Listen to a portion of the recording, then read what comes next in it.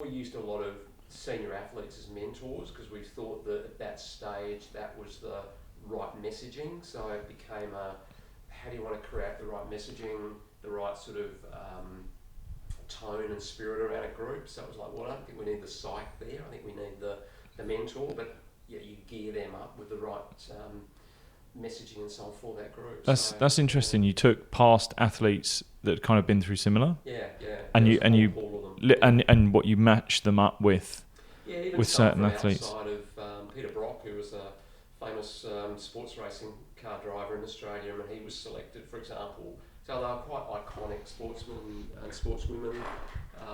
John Bertrand, Dawn Fraser, a number of them that they played that sort of role.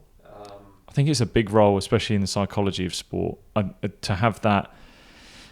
I think even both, I do it for athletes myself, and I enjoy being that person who can go to an athlete, and I can be that person that has a neutral stance in whatever is going on in their life, but also someone who's gone through similar challenges, who knows, who understands the world in which they're kind of in.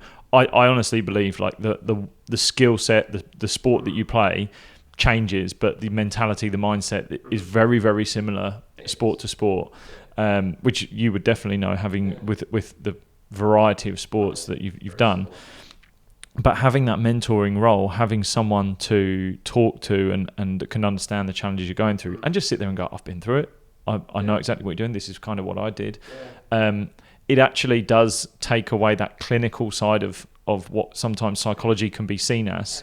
And if you've got a mentor, I think that sounds like a fantastic model. If you've got a mentor that is working with psychologists, that's a powerful combination, because the communication barrier becomes, or the communication channels become easier.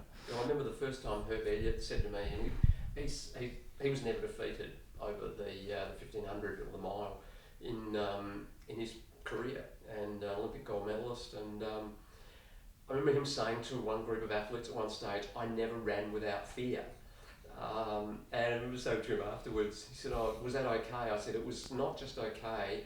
I need you to repeat that now 28 times, because we've got 28 teams coming in here."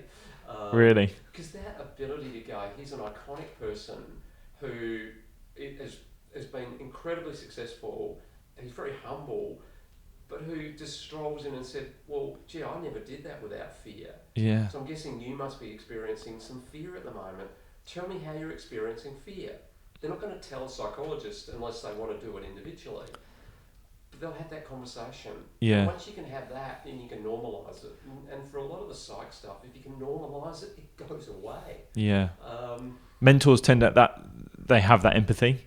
Like they have that empathy towards the athletes, and go, I know where you're coming from. I can see it. Sometimes, like you said, I think you were positioned beautifully, having come from sport, but having dealt with sports psychs in my past that haven't necessarily come from. They're very clinical. They're very to the book.